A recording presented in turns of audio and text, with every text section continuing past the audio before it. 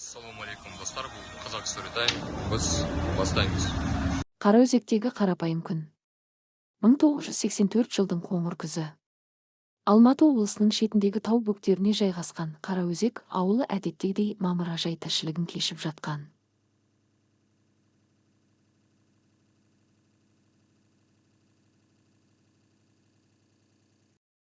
Брежнев заманның соңғы тоқырау жылдарының лебі сезілгенімен, ауыл адамдар үшін басты мәселе саясат емес, күзгі орақ, мал азығы және қысқа дайындық еді.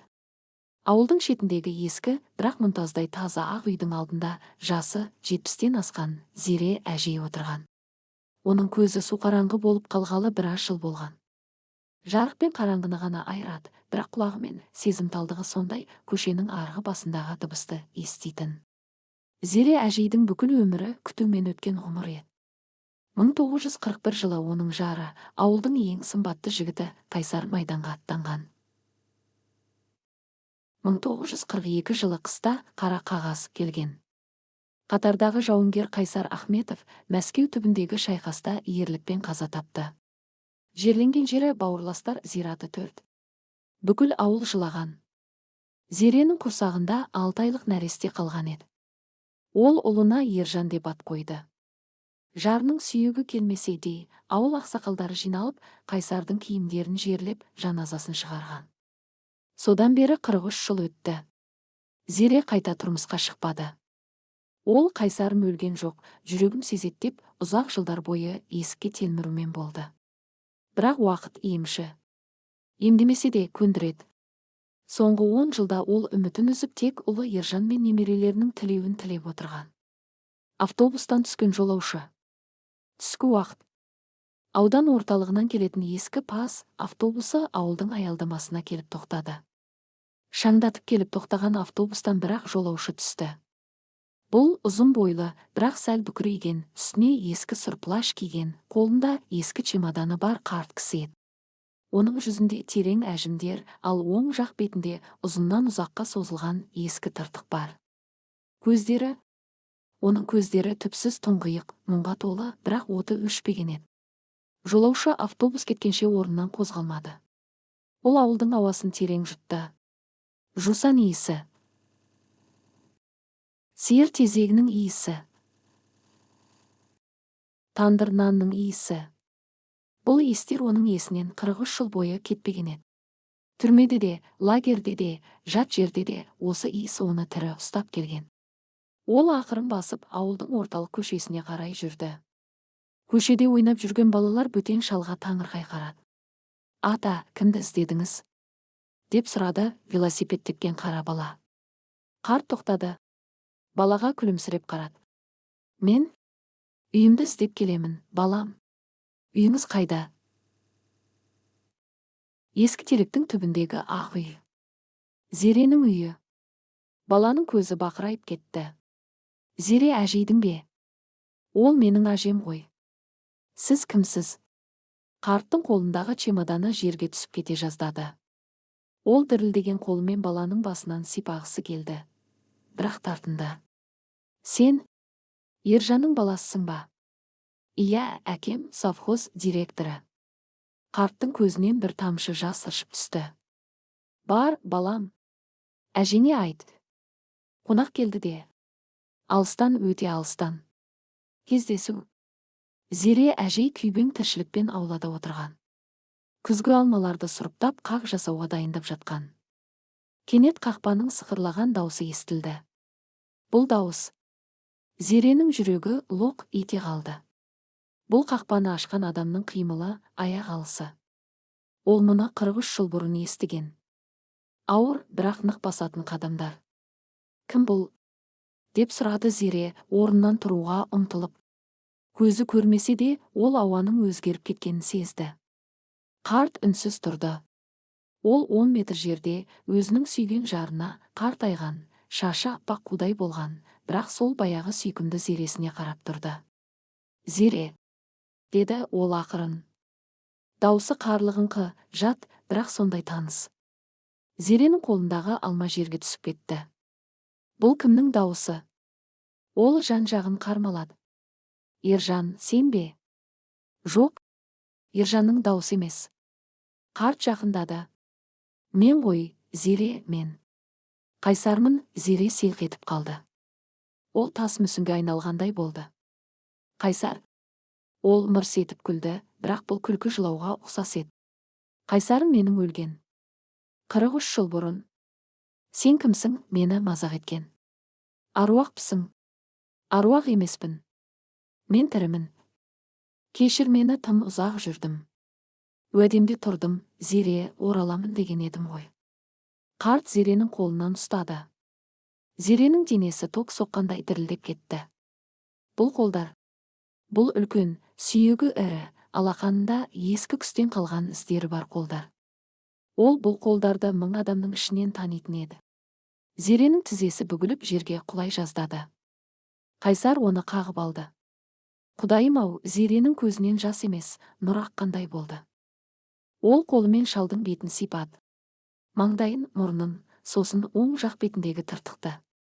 Бұл тыртық жоқ еді ғой, бұл соғыстың естелігі. Қайсар. Шынымен сенбе. Ауылдағы дүрбелең. Бұл кезде ауыл іші гу-гу ете қалды. Зеренің үйіне бір қаңғыбас шал келіпті. Жоқ, ол Қайсар дейді, өлген адам тірілеме деген әңгіме желдей есті.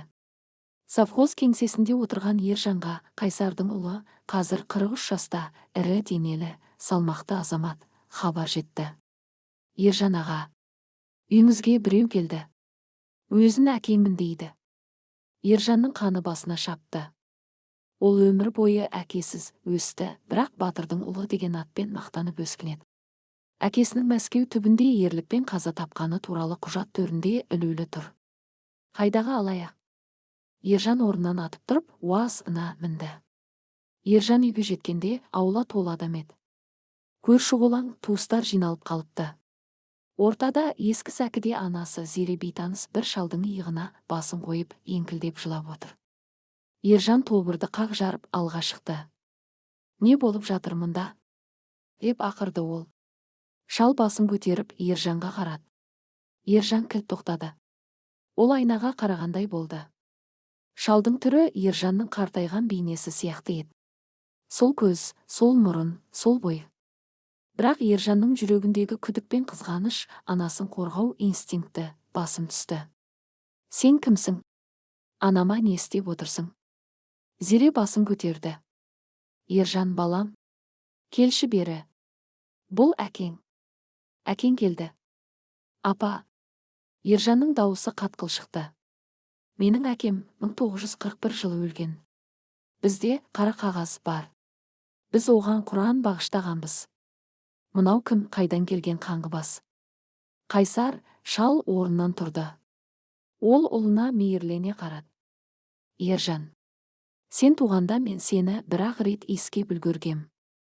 6 айлық едің. Еркек болыпсың. Маған ертегі айтпа. Ержан жақындап келіп шалдың жағасынан алды. Құжатың қайда?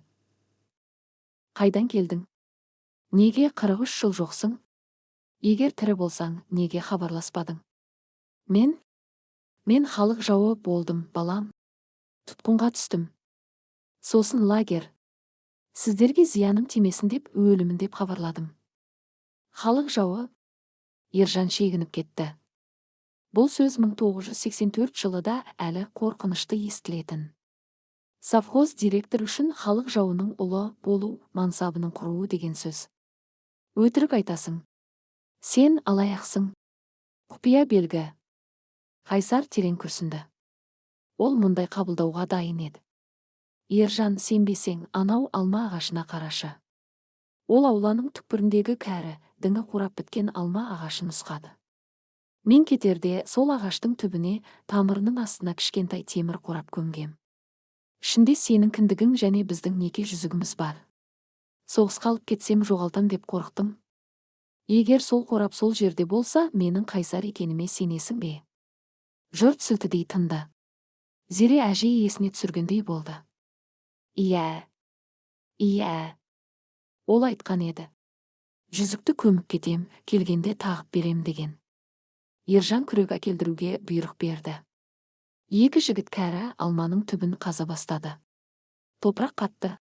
Бір кезде күрек темірге тиді. тарсы етті. Жігіттер кішкентай, тот басқан темір қорапты, мампоси кәмпитінің қорабы алып шықты. Ержан қорапты қолына алды. Тот басқан қақпақты әрең ашты. Ішінде шүберекке оралған 2 күміс жүзік және қорап қалған кіндік қалдығы жатыр. Ержанның қолынан қорап түсіп кетті. Ол шалға қарады. Көзінде жас, қорқыныш және үміт аралас. Әке. КГБ-ның көлеңкесі. Дәл осы сәтте аулаға сұр түсті Волга келіп тоқтады. Көліктен ұзын бойлы, сұр костюм киген, көзілдірікті адам түсті. Ол аудандық КГБ, мемлекеттік қауіпсіздік комитеті бөлімінің бастығы майор Төлегенов еді. Төлегенов тобырды жарып өтіп Қайсардың алдына келді.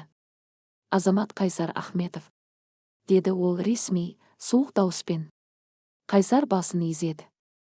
Менмін, сіз заңсыз шекара бұзу және жалған құжатпен жүру күдігімен ұсталасыз. Және майор Ержанға бір қарап қойды. Отанды сатқан үшін 1941 жылға іс қайта қаралады. Бізбен жүріңіз. Зере әжей шыңғырып жіберді. Жоқ, енді бермеймін. Оны енді алып кете алмайсыңдар. Ол Қайсардың аяғына жабысты. Ержан да алға шықты. Майор жолдас, бұл менің әкем. Ол енді ғана келді ғой. Заң бәріне ортақ. Ержан Қайсарұлы, егер әкеңіз неміс тыңшысы болса ше. 43 жыл қайда болғанын тексеруіміз керек. Майор Қайсардың қолына кісен салды. Қайсар қарсыласпады. Ол тек Зереге қарап, қорықпа, Зере, мен енді ешқайда кетпеймін. Тіпті түрмеде болсам да, мен сенің жаныңдамын. Мен оралдым, деді. Волга шаңдатып кетіп қалды. Зере әжей жерде шаңға аунап жылап қалды. Ержан жұдырығын түйіп көліктің артынан қарап тұрды. Ол әкесін енді тапқанда қайта жоғалтты. Бірақ бұл жолы ол күресуге бел буды. Алайда Ержан білмейтін бір сұмдық сыр бар еді. Әкесі 43 жыл бойы жай ғана тұтқында болған жоқ. Ол мүлде басқа өмір сүрген, басқа адам болған. Және оның келуі ауылға үлкен қауіп әкелуі мүмкін. КГБ-ның суық қабырғалары.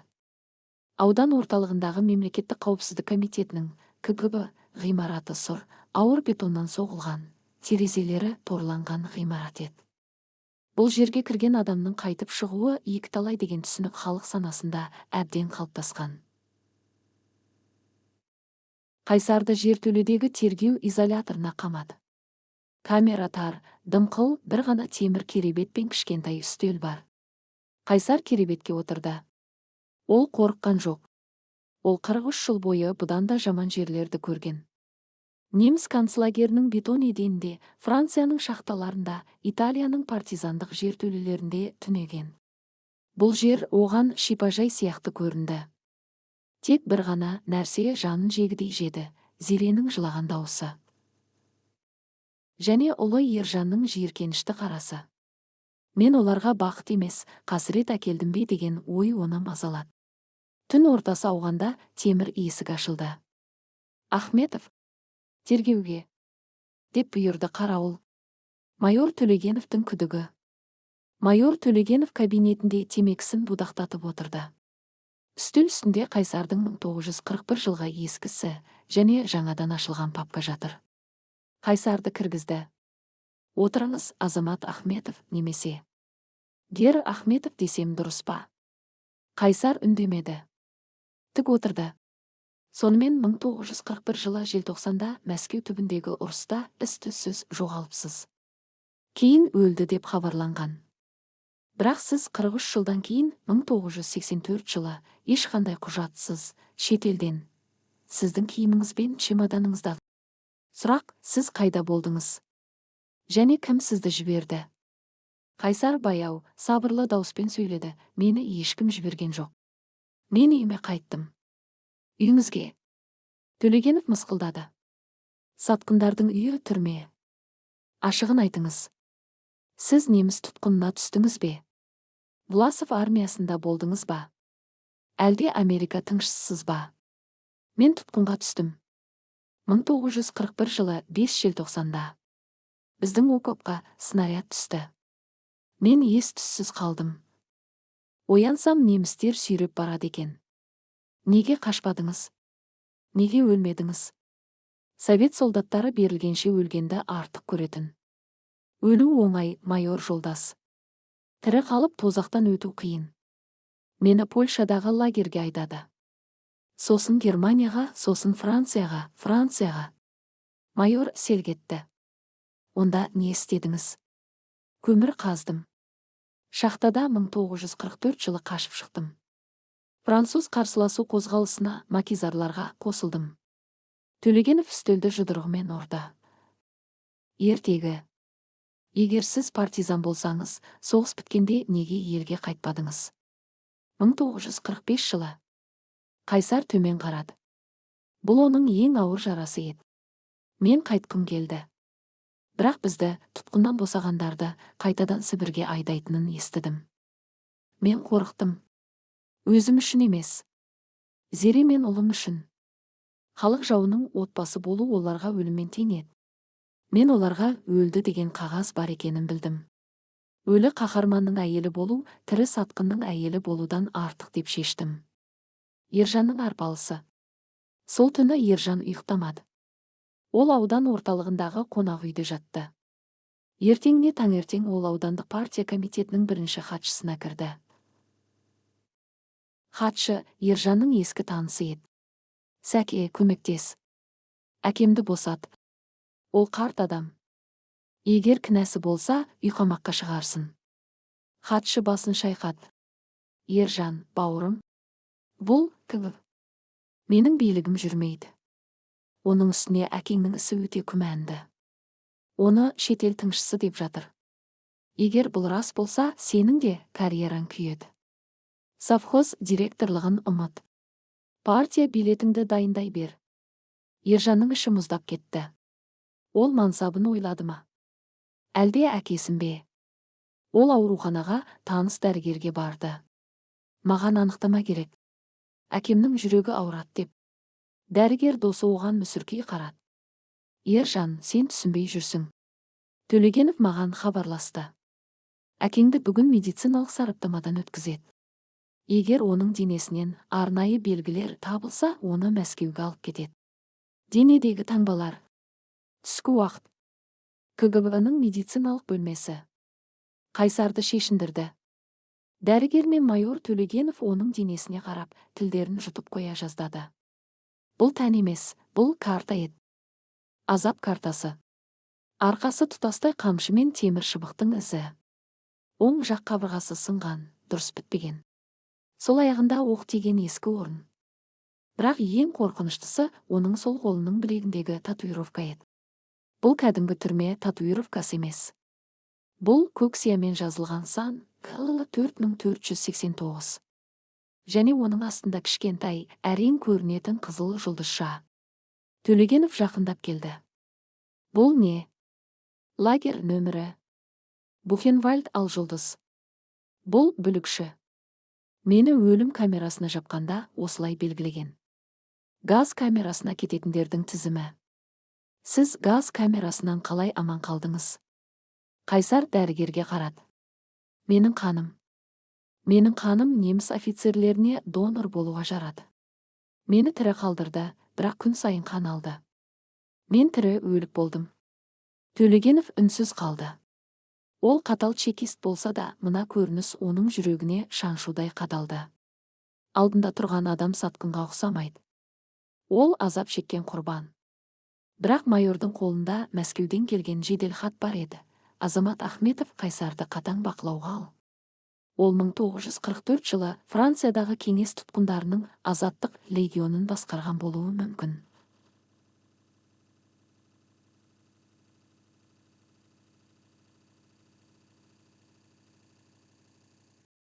Тексеру қажет. Ержан мен Зиренің қасіреті. Зире әжей 2 күн нәр сызбады. Ол есік алдындағы сәкіде Қайсардың орнында отырды. Ержан ауылға қайтып келді. Ол анасына қалай қарарын білмеді. Апа, әкемді әзірге босатпайды. Тексеріс жүріп жатыр. Ол сатқын емес. Деді Зире кенеттен басын көтеріп. Оның суқараңғы көздерінен от шашқандай болды. Ержан, сен білесің бе? Сенің әкең соғысқа кетерде не дегенін? Жоқ, мен өлуім мүмкін, бірақ рухым өлмейді. Егер сатқындық жасасам, менің сүйегім далада қалсын деген. Ол келді ғой. Сүйегімен, етімен келді. Демек, ол таза. Апа, заман басқа. Күгіп дәлел іздейді. Дәлел. Зере қойнынан ескі, сарғайған үшбұрыш хатты алып шықты. Міне, дәлел. Бұл Қайсардың 1941 жылы жазған соңғы хаты еді. Ержан хатты оқыды. Зерем, менің жаным. Біз қазір қоршаудамыз. Комиссарлар қағаздарды өртеп жатыр. Бірақ мен саған ант етемін, мен жауға тірі берілмеймін. Егер мені өлді деп естісең, сенбе. Мен сен үшін тозақтан да қайтып келемін. Ержан хатты кеудесіне басып жылап жіберді. Ол өмірінде бірінші рет әкесінің бар екенін, оның шын мәнінде батыр болғанын жүрегімен сезді. Мен оны алып шығамын, апа. Уәде беремін. Түндегі қонақ. Түн ортасында Төлегеновтың кабинетінде телефон шырылдады. Ар жақтан орысша сөйлеген дауысы естілді. Акценті жоқ, билік иесінің дауысы. Майор Төлегенов. Иә, тыңдап тұрмын.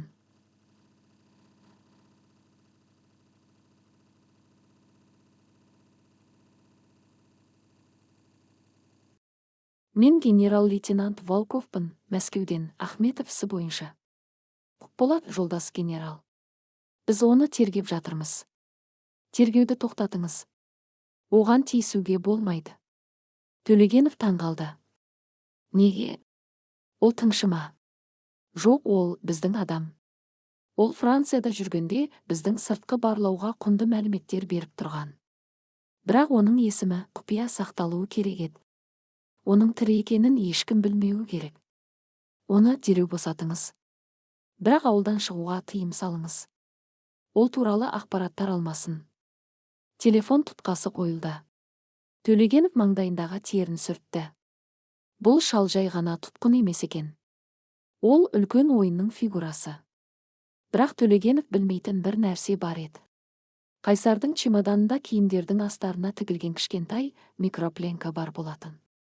Ол пленкада 1945 жылғы одақтастардың Америка мен Англияның құпия келісімдері туралы мәлімет бар еді.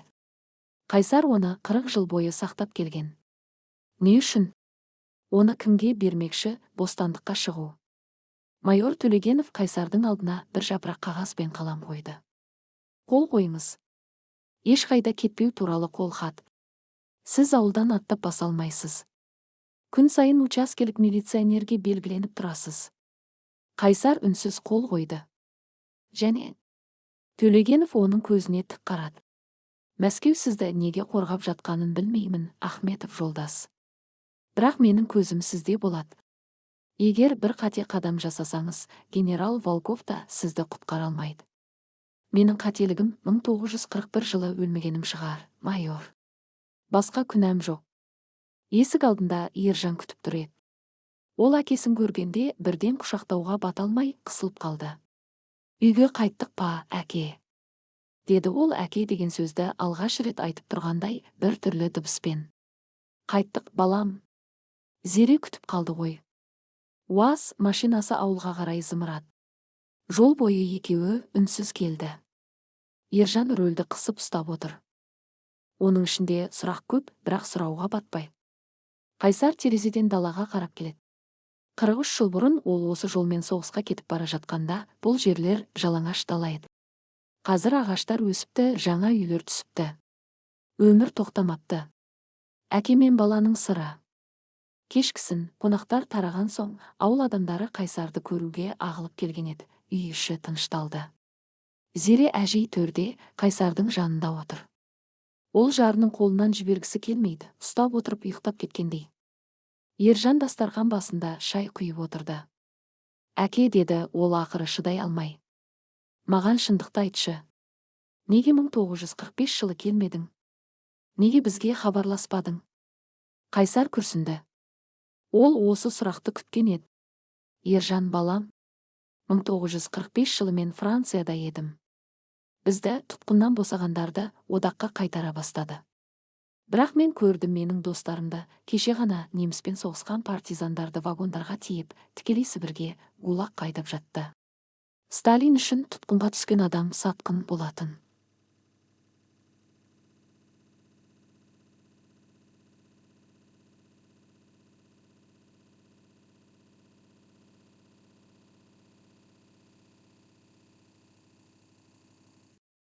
Қайсар су ішті. Егер мен келсем, мені 25 жылға соттайтын еді. Ал сендер сатқынның отбасы атанар едіңдер.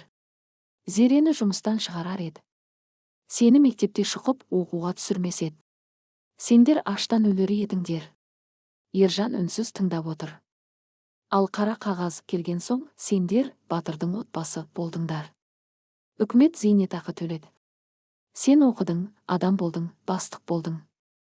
Мен сендердің бақыттарың үшін өзімнің тірі екенімді жасырдым. Мен үшін ең ауыр жаза сендерді сағыну болды. Бірақ мен шыдадым. Ержан орнынан тұрып әкесінің алдына тізерлеп отырды. Ол еңкілдеп жылап жіберді. Кешір мені, әке. Мен сені кінәлап жүрдім. Сен біз үшін өзіңді құрбан етіпсің ғой. Қайсар ұлының басынан сипады. Жылама, жігіт. Енді бәрі артта қалды. Мен келдім. Кешіккен той. Ертесіне Қараөзекте үлкен той болды. Ержан совхоздың ең үлкен ақбоз атын сойдырды. Киіз үйлер тігілді. Бұл той ерекше еді. Бұл 43 жыл күткен неке қию рәсімі сияқты болды. Зере әжей басына ақ жаулық салып, жаңа келіндей киініп шықты. Қайсар үстіне Ержан сыйлаған жаңа шапанды киді. Ауылдың қарттары, соғыс ардагерлері жиналып, Қайсарды ортаға алды. Япыр-ай, Қайсар, сені өлді деп едік қой. Тозақтан қалай аман шықтың? Аман алып қалған Зеренің махаббаты шығар деп күлді Қайсар. Ауылдың жастары, пионерлер мен комсомолдар тірі аңызды көруге ынтық. Бірақ Қайсар соғыс туралы көп айтпады. Ол тек күлімсіреп, немерелерін иіскеумен болды. Тойдың қызығы басыла бергенде, аулаға бейтаныс қара Волга келіп тоқтады. Бұл КГБ емес еді. Нөмірі басқа қаланыкі. Көліктен 2 адам түсті. Біреуі ұзын бойлы, еуропалық келбетті, бірақ қазақша таза сөйлейтін кісі. Екіншісі жергілікті біреуге ұқсайды. Олар тойға кірмеді, тек сырттан бақылап тұрды. Қайсар оларды байқады. Оның жүзі бір сәтте суып кетті. Ол бұл адамдардың кім екенін іштей сезді. Олар мені тапты деп ойлады ол. Чемоданның құпиясы. Түн қонақтар тарады. Қайсар өз бөлмесіне кірді. Зере ұйықтап жатыр. Қайсар ескі чемоданын алып, терезеден түскен ай сәулесіне тосты. Ол чемоданның түбін пышақпен ептеп сөкті. Астардың астынан кішкентай, темекі қорабындай темір капсула шықты. Бұл микропленка. 1945 жылы Берлинде одақтастар ақш пен Ұлыбритания мен КСР арасындағы құпия келіссөздердің құжаты. Қайсар мұны кездейсоқ қолға түсірген. Бұл пленкада кейбір жоғары шенді кеңестік генералдардың батыспен ауызшаласқаны туралы дәлелдер бар еді. Егер бұл пленка КГБ-ның қолына түссе, Мәскеуде үлкен тазарту басталады. Егер шетелдік тыңшылардың қолына түссе, олар ізім-ғайым жоқ етеді. Қайсар капсуланы қолында айналдырды. Ол мұны неге сақтады? Бәлкім, бұл оның сақтандыру полисі болған шығар. Егер оны КГБ ұстаса, осыны айырбастап, отбасын құтқармақ болған. Бірақ қазір бұл капсула оның үйіне қауіп төндіріп тұр. Сырттан ит үрді. Қайсар терезеден қарады. Бағанағы қара Волга көшенің бұрышында шамдарын өшіріп тұр. Олар шабуылға дайындалып жатыр. Күтпеген қонақ. Есік ақырын қағылды. Қайсар капсуланы жастықтың астына тығып есікті ашты. Табалдырықта майор Төлегенов тұр. Бірақ бұл жолы ол формасыз, қарапайым киіммен келген. Кіруге бола ма? Деді ол сыбырлап. Кір, майор. Түнде неғып жүрсің? Төлегенов ішке кіріп терезе пердесін жапты. Қайсар аға, мен сізді қамауға келген жоқпын. Мен ескертуге келдім. Не жайлы? Генерал Волков хабарласты. Ол Мәскеуден арнайы топ жіберіпті. Бірақ Төлегенов кідірді. Менің агенттерім ауыл шетінде бөтен көліктер жүргенін айтты. Олар кігіп емес. Олар басқалар. Басқалар деген кім? Шетелдік барлау қызметінің жалдамалары болуы мүмкін.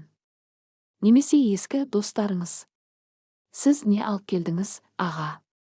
Олар не іздеп жүр? Қайсар үндемеді. Егер сізде бірдеңе болса, маған беріңіз. Мен мемлекетке тапсырамын.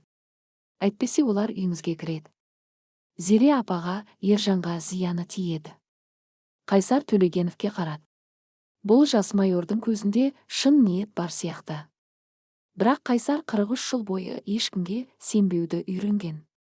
Менде ештеңе жоқ, майор. Олар қателесіп жүр.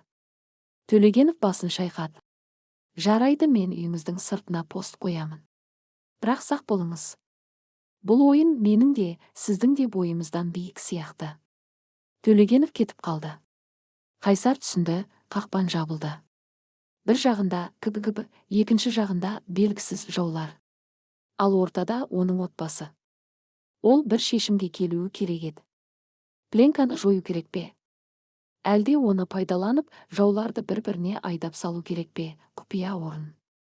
Таңсәрі, ауыл әлі ұйқыда. Қайсар көз ілмеген күйі төсектен тұрды.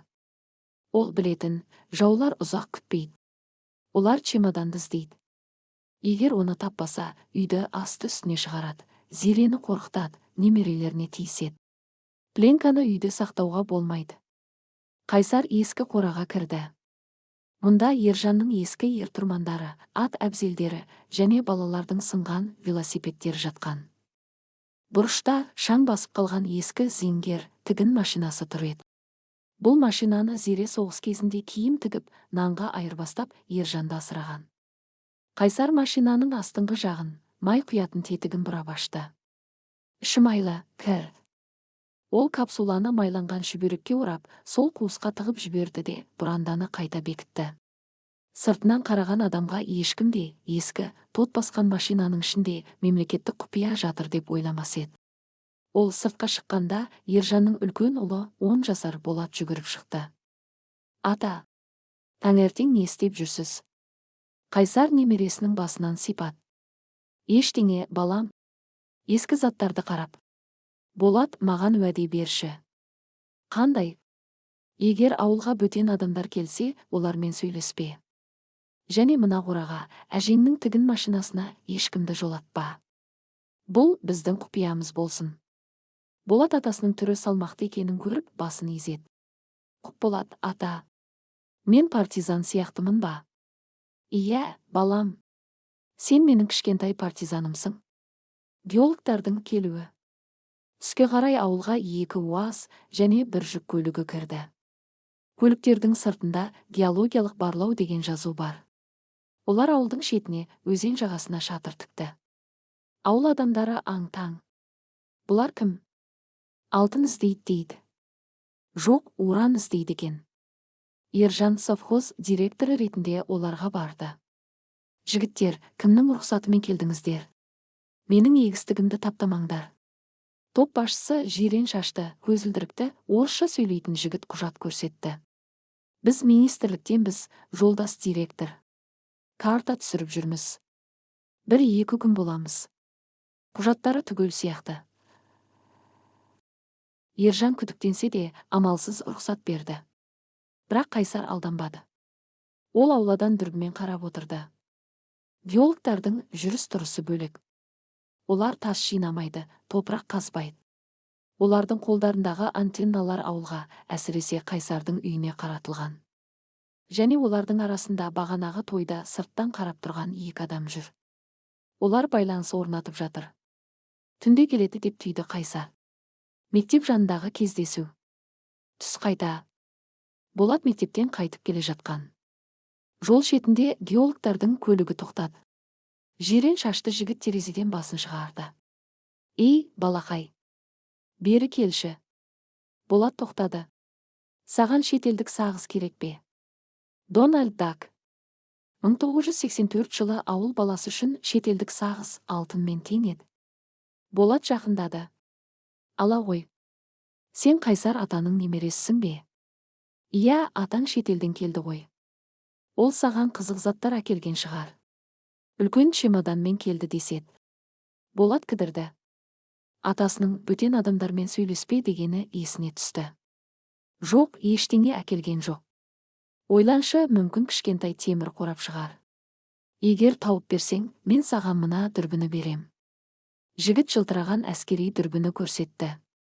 Сол сәтте бұрыштан Қайсар шықты.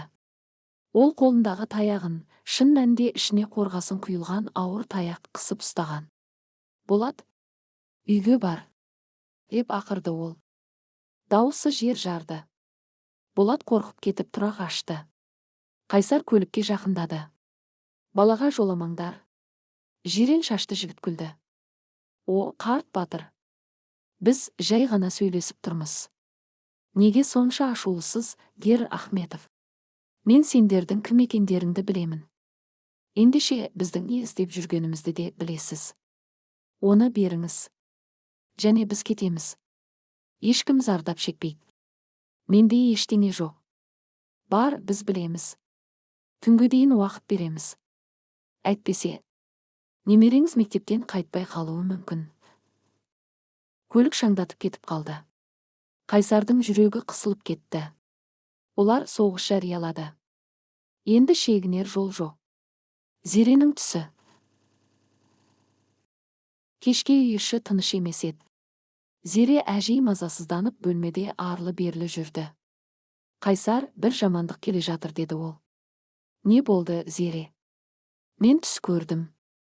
Екеуміз жас екенбіз. Егістікте жүрміз. Бір кезде аспаннан қара құстар қаптап кетті. Олар бізді шоқып, етімізді жұлып жатыр.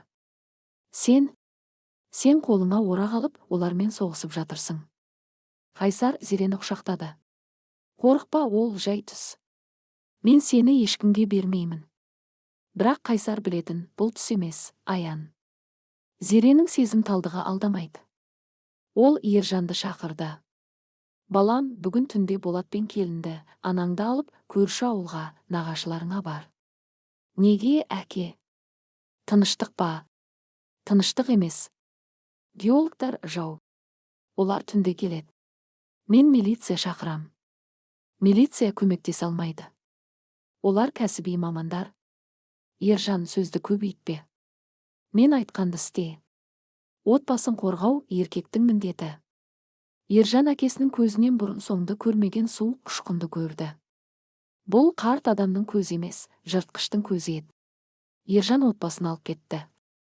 Үйде тек Қайсар қалды. Қақпан құру. Қайсар жалғыз қалған соң іске кірісті. 70 жаста болса да, оның қимылы ширақ. Ол Францияда партизан болғанда неміс гарнизондарын жалғыз өзі қалай алдайтынын ұмытпаған еді. Электр жарығы. Ол үйдегі жарықты өшірді, бірақ ауладағы прожектордың сымын кесіп, оны қолмен қосатындай етіп дайындап қойды. Еден кіреберіс дәліздегі бос тақтайларды алды. Егер біреу қараңғыда кірсе, аяғын сындырады. Қора ол ескі, тот басқан айырды есіктің төбесіне бос іліп қойды. Есікті ашқан адамның басына түседі. Қару оның мылтығы жоқ. Бірақ ол ас үйдегі ұнға толтырылған қапты және қызыл бұрыш ұнтағын дайындады. Түн ортасы. Ауыл тым-тырыс. Иттер үрмеді, сірә, оларды улап тастаған немесе ұйықтататын дәрі берген. Қайсар төргі бөлмеде, креслода отыр. Қолында Ержанның аңшылық пышағы. Сырттан сыбдыр естілді. Біреу емес, үшеу. Олар кәсіби түрде дыбыссыз жақындап келеді. Терезе әйнегін кесті. Шарт еткен дыбыс. Біреу терезеден кірді. Қайсар демін ішіне тартты. Қош келдіңдер, қонақтар. Түнгі шайқас. Бірінші кірген адам, бұл бағанағы жирен шашты еді, қараңғыда дәлізге өтті. Гүрс. Ол едендегі тесікке құлап түсті. Аяғының сынған даусымен жан даусы шықты. Сырттағы екеуі есікті бұзып кірді. Қайсар сымды қосты. Ауладағы прожектор жарқ етіп, терезеден тікелей олардың көзіне түсті. Қарақшылар бір сәт соқыр болып қалды. Сол сәтте Қайсар бұрыштан шығып, алдыңғысының бетіне бір уыс қызыл бұрышпен күлді шашып жіберді. Өзім. Қайсар оны итеріп жіберді. Ол құлап үстелді қиратты. Үшіншісі, ең ірісі, Қайсарға ұмтылды. Оның қолында пышақ бар. Қайсар шегінді. Ол қарт еді, күші жас жігітке тең келмейтін. Қарақшы Қайсарды қабырғаға тақады. Пышақ Қайсардың тамағына тірелді. Пленка қайда, шал? Қайсар қырылдап, тозақта, деді. Ол тізесімен қарақшының шап етегінен теуіп, қолындағы пышақты қағып жіберді. Бірақ қарақшы Қайсарды буындыра бастады. Қайсардың көзі қарауытып бара жатты. Зере, мен уәдемді орындай алмаймын ба? Дәл сол сәтте терезеден оқ атылды. Тарс. Қарақшының иығына оқ тиді. Ол Қайсарды босатып құлап түсті. Қайсар жөтеліп терезеге қарады. Сыртта майор Төлегенов тұр еді. Қолында Макаров тапаншасы. Мен айттым ғой, аға, менің көзім сізде болады деп айқайлады Төлегенов. Төлегенов пен оның екі қызметкері үйге кіріп қарақшыларды кісендеді. Қайсар еденде отырып ентігін басты. Рахмет, балам. Төлегенов оған қолын созып тұрғызды. Сіз мықты екенсіз, Қайсар аға. 3 арнайы агентті бір өзіңіз жайраттыңыз. Бірақ майордың жүзі қатайды. Енді бізге шындықты айтуыңыз керек. Олар не іздеді? Және ол зат қайда? Қайсар түсінді, ойын бітті. Енді КГБ мен мәмілеге келу керек, тігін машинасындағы шындық. Түнгі шайқастан кейін Қайсардың үйі ұрыс алаңына ұқсап қалды. Терезелер сынған, жиһаздар қираған. Майор Төлегеновтың адамдары есінен танған 3 геологты шын мәнінде шетелдік жалдамалыларды көлікке тиеп әкетті. Үйде Төлегенов пен Қайсар ғана қалды. Майор жараланған қолын орамалмен таңып жатып, Қайсарға сұраулы жүзбен қарады. Аға, енді жасырынбақ ойнаудың қажеті жоқ. Олар сізді өлтіруге келді. Келесі жолымен үлгермеуі мүмкін. Ол затты маған беріңіз. Қайсар күрсінді. Ол Төлегеновтың көзінен қорқынышты емес, парызға адалдықты көрді. Бұл жігіт сатып кетпейді. Жүр, балам. Қайсар қораға кірді. Ескі зеңгер тігін машинасының астыңғы бұрандасын ағытты. Майлы шүберекке оралған кішкентай темір капсуланы алып шықты. Міне, олардың іздегені осы. Бұл не? Төлегенов капсуланы қолына алды. Микропленка 1945 жыл, Батыстан, одақтастардың құпия келісімі. Онда Қайсар дауысын бәсеңдетті. Онда біздің кейбір жоғары шенді қолбасшылардың, тіпті Кремльдегі адамдардың батыс барлауымен байланысы бар екені туралы дәлелдер бар.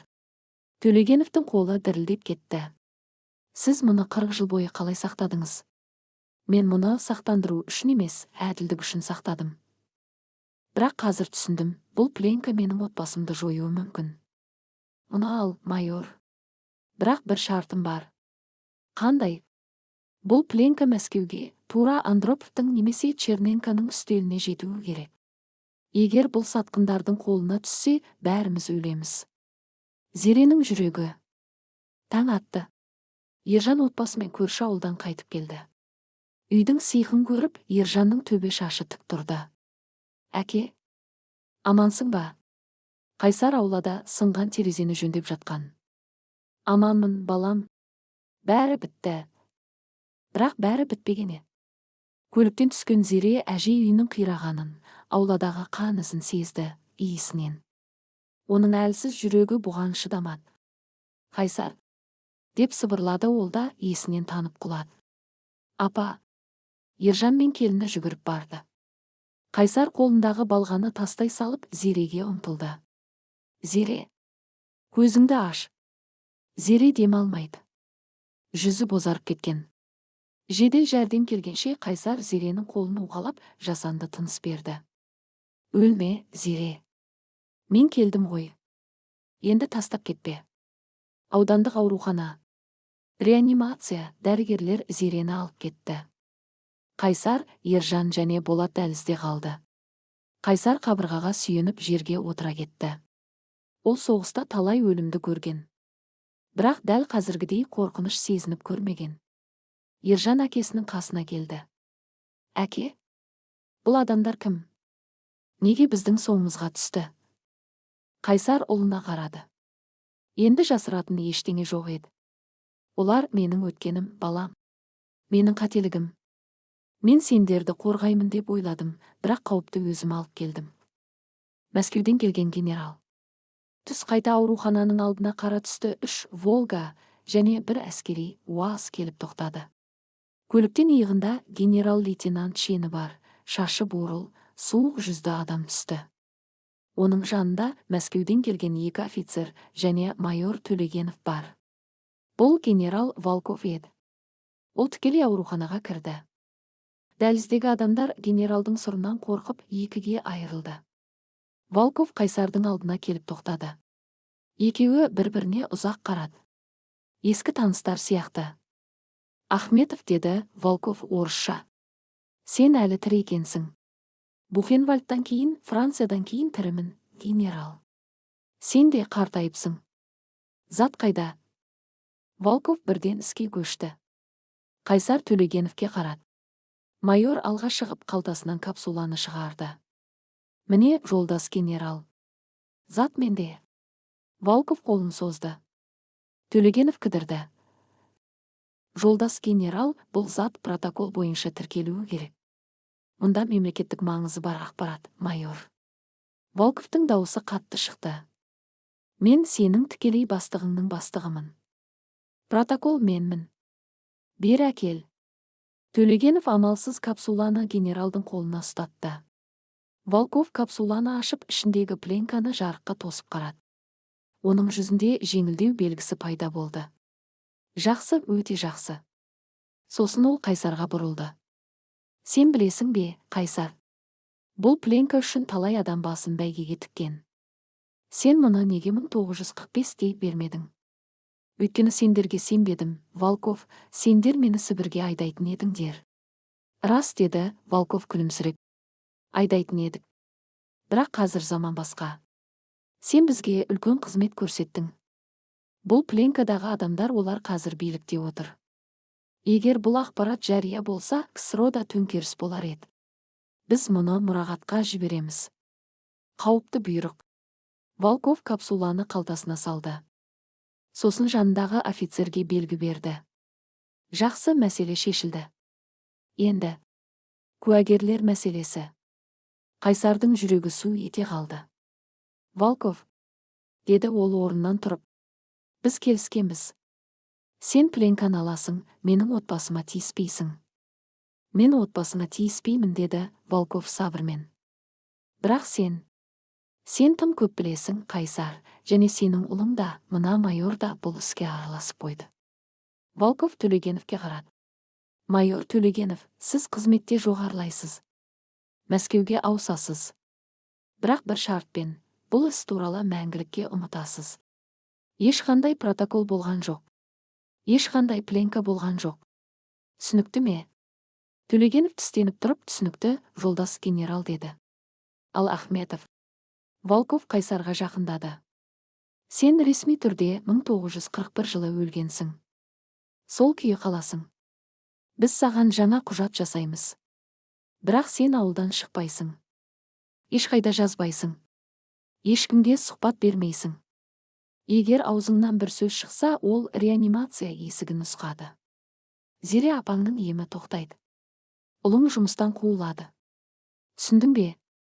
Бұл бостандық емес еді. Бұл алтын тор еді. Бірақ Қайсардың басқа амалы жоқ. Түсіндім, деді ол. Тек Зерені құтқарыңдар. Оған Мәскеудің ең жақсы дәрігерлерін алдыр. Келістік. Зеренің соңғы сөзі. Дәрігер реанимациядан шықты.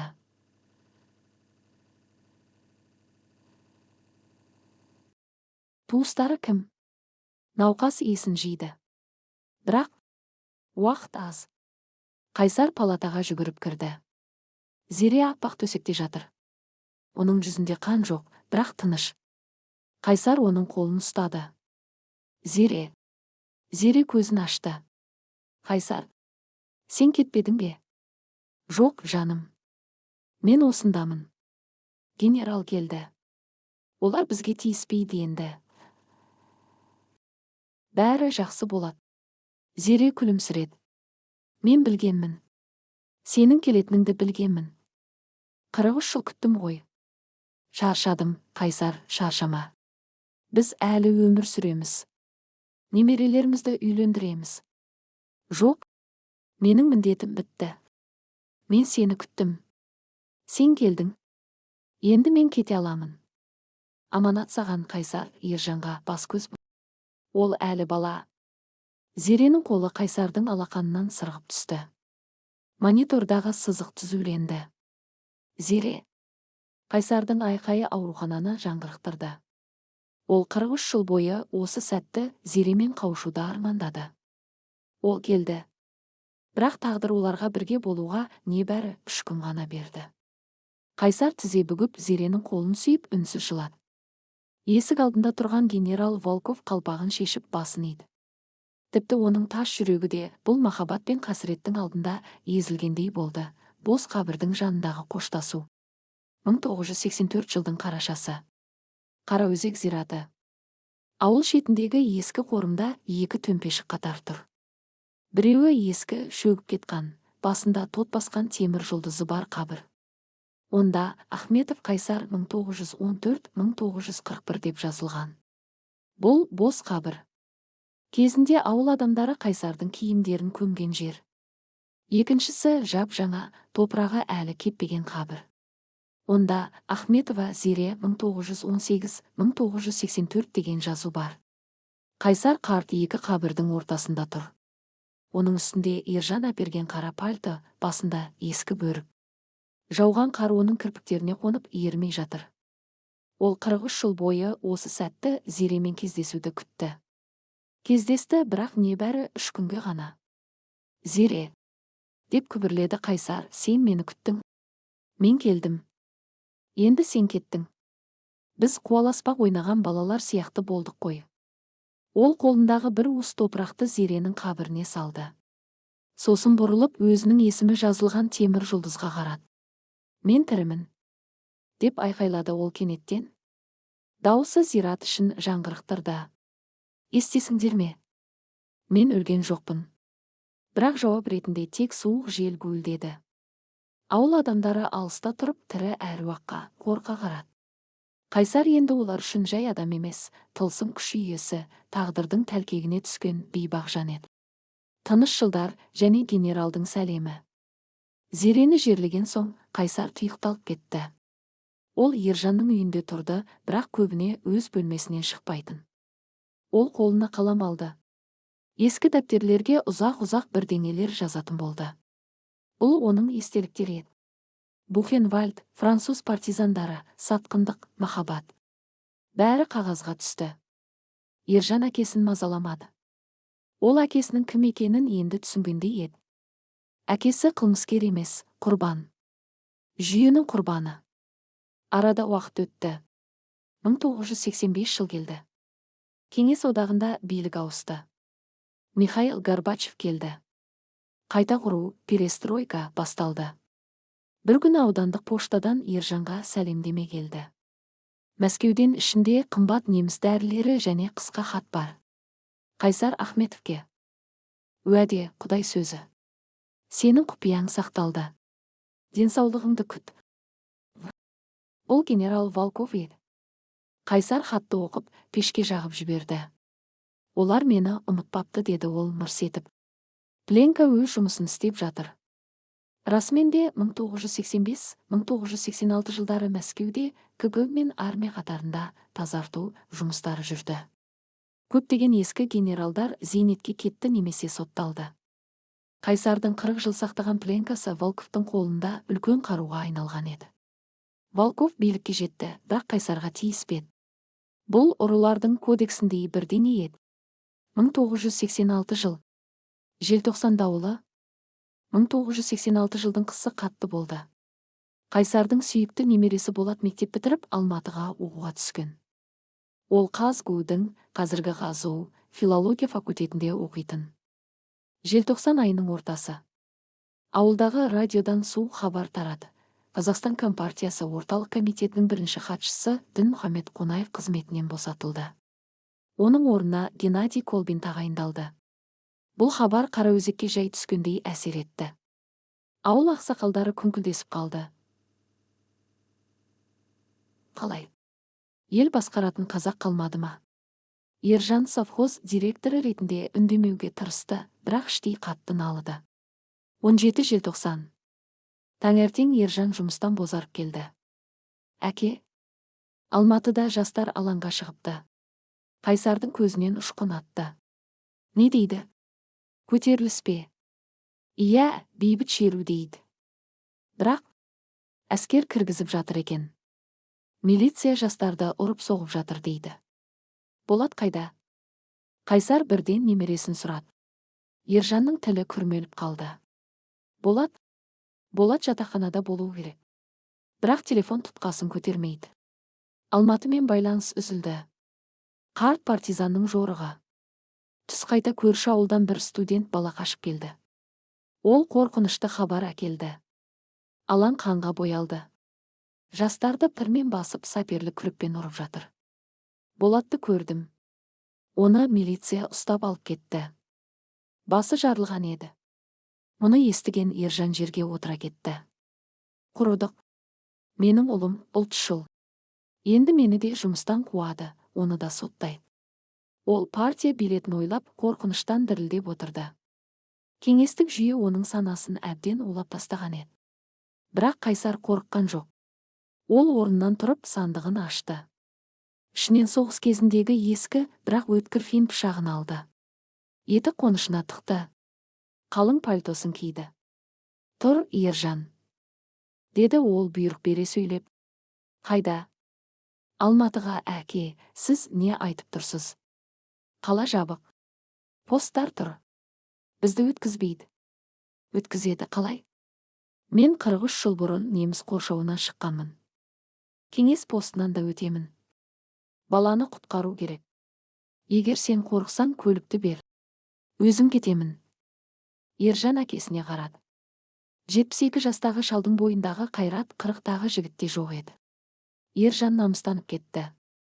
Жоқ, әке. Мен де барам. Ол менің де ұлым. Ендеше кеттік. Уасты оталдыр. Тұманды жол. Олар түнделетіп жолға шықты. Алматыға дейін 200 шақырым. Қалаға кіре берісте қаскелең жақта шынымен де посттар қойылған. Автомат асынған солдаттар, бітірлар. Ержан көлікті дала жолына бұрды. Әке, мына жақпен айналып өтуге болады. Бірақ батпақ. Айдай бер. Олар қалаға кіргенде таң атып келе жатқан еді. Алматы түтінге оранған. Көшелерде өртенген көліктер, сынған әйнектер. Ауада қан мен үрей иісі бар. Олар Болаттың жатақханасына барды. Есіктер сынған, іші астан кестен. Вахтер кемпір жылап отыр. Бәрін алып кетті. Түрмеге, тергеу изоляторына. Қайсар Ержанға бұрылды. Ержан, сен осы жерде қал. Машинада отыр. Сіз қайда барасыз? Мен КГБ-ға барам. Сізді қамайды ғой. Мені қамамайды. Менде билет бар. Генералмен соңғы кездесу. Қайсар Алматы қалалық КГБ ғимаратына келді. Алды толған адам. Жылаған ата-аналар. Қайсар кезекшіге жақындады. Маған генерал Волковпен байланысу керек. Кезекші солдат күлді. Шал, есің дұрыс па? Волков Мәскеуде. Кет бар. Қайсар қалтасынан кішкентай қағазды шығарды. Бұл Волковтың хатындағы конверттің қиындысы еді. Онда арнайы телефон нөмірі жазылған. Осы нөмірге хабарлас. Айтатын сөзім, Бухенвальдтан сәлем. Егер байланыстырмасаң, генерал сені трибуналға береді. Солдат шалдың сөзінен сескеніп қалды. Ол қоңырау шалды. 1 минуттан соң солдаттың түрі бозарып кетті. Сізді бастық күтіп тұр. Қайсарды кабинетке кіргізді. Онда Волков жоқ, бірақ жергілікті КГБ полковнигі отыр екен.